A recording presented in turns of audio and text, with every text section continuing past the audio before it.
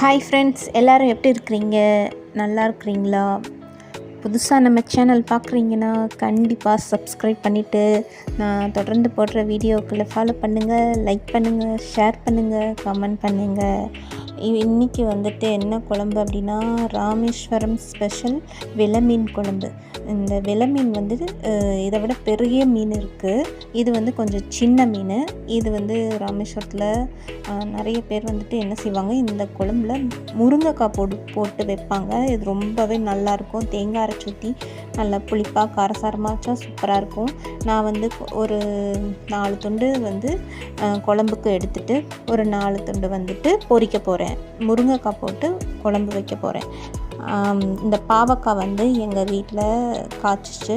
நான் வந்து ஏற்கனவே பாவக்காய் கொடி போட்டிருந்ததை உங்களுக்கு நான் வந்து ஷார்ட்டில் வந்து காட்டியிருந்தேன்.